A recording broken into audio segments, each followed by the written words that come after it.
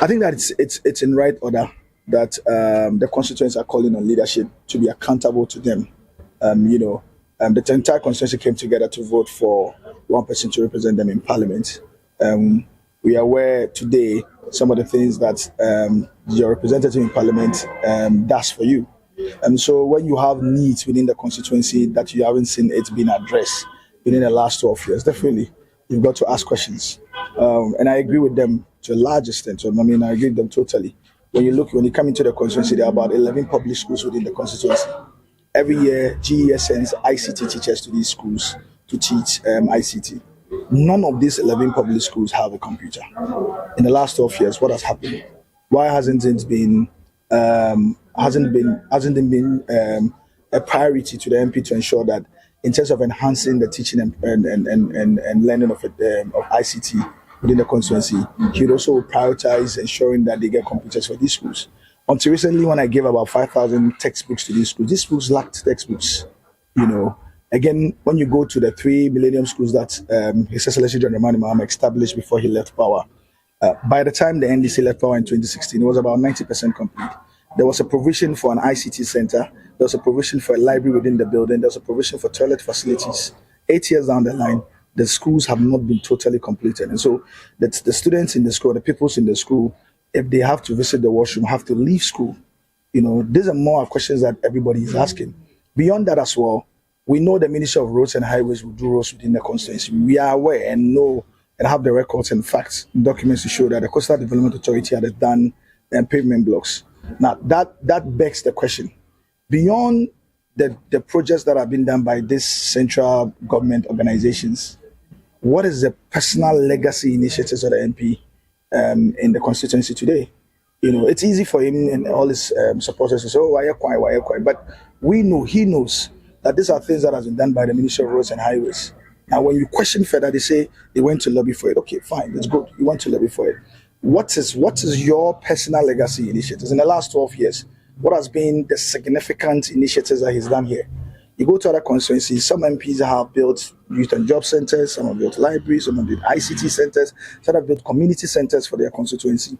You know, we all understand that ideally the role of the MP is to make laws. But beyond making the laws, today where we are as a country, it's become very obvious that the role of the MP today has morphed beyond just making laws to actually taking the steps and relying on your personal ingenuity, experience, and insights to ensure that the issues of a constituents are addressed in the ways that it ought to be addressed. You know, and so the questions that the constituents are asking, the questions that the people of Okaikoi Central are asking are in right order. And I think that it's important that leadership, if they truly respect the mandate of the people, must actually respond.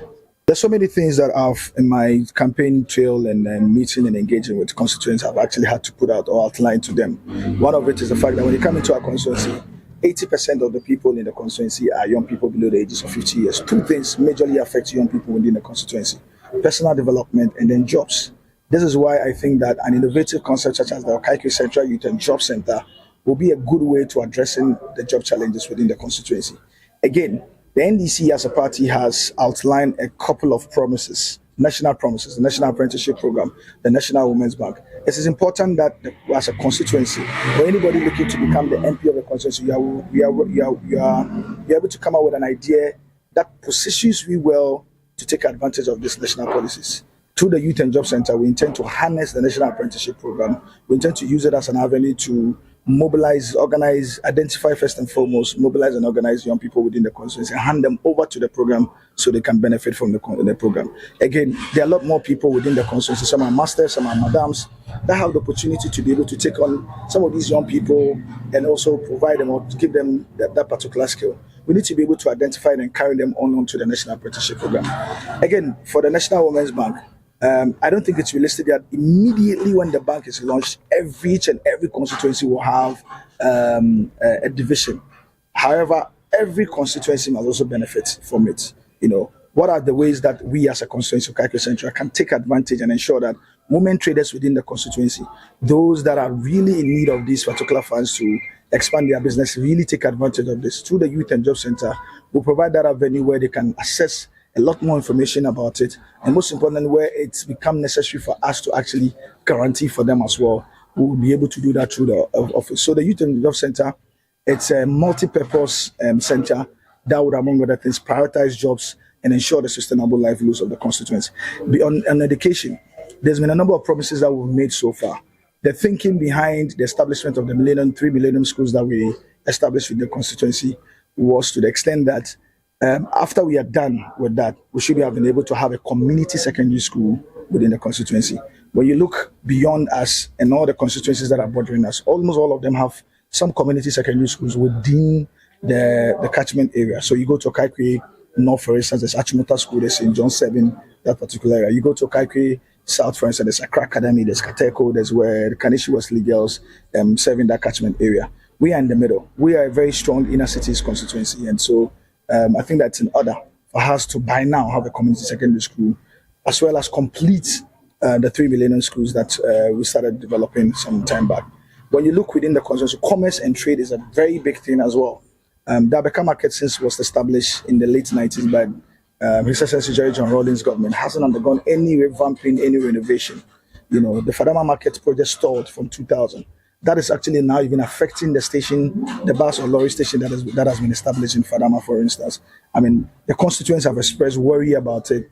And one of the things that we've identified is to ensure that these 2 market projects are continued. The Fadama market project is continued. The Abeka market is revamped and paired into a modern market.